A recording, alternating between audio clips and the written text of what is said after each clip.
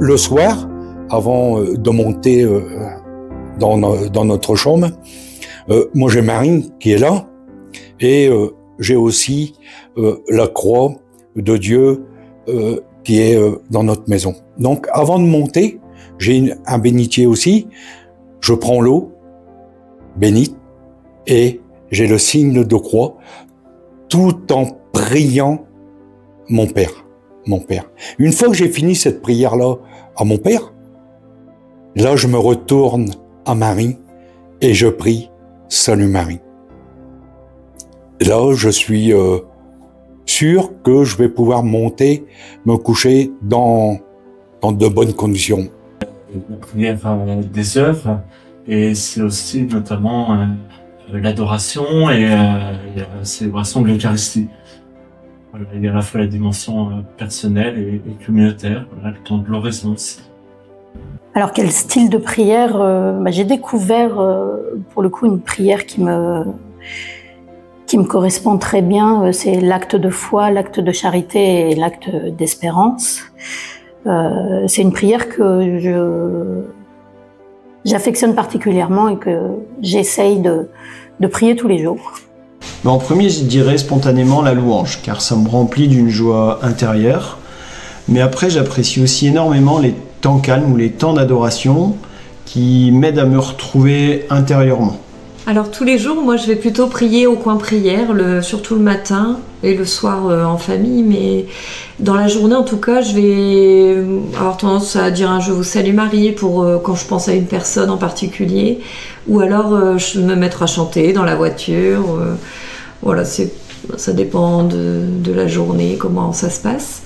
Et ce que je préfère, c'est le temps d'adoration, c'est ce qui me permet vraiment de me retrouver avec Dieu et d'être en cœur à cœur avec lui.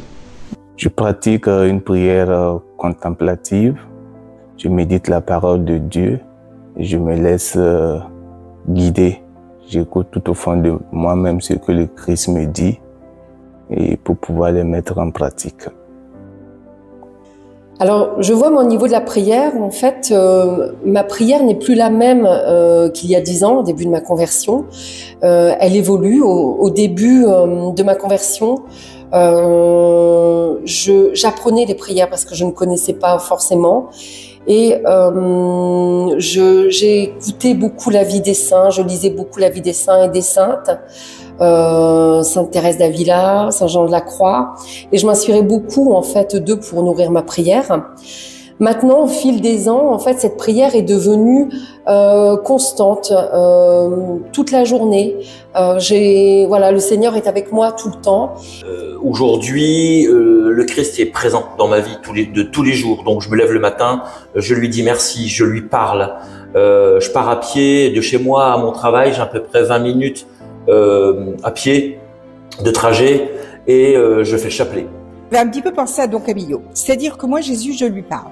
Je vais ouvrir l'église, je vais la fermer. Quand je suis seule dans l'église, je lui parle. Je lui dis, écoute Jésus, fais que ma journée ça aille aujourd'hui. Je t'en prie, sois à côté de moi. Quand j'ai des réunions, des choses comme ça. Tiens-moi la main, mets les mots dans ma bouche pour que... Voilà, je lui parle franchement. Je le considère comme un ami. Et je lui parle franchement. Donc voilà. Donc ça, c'est un style de prière que j'apprécie beaucoup.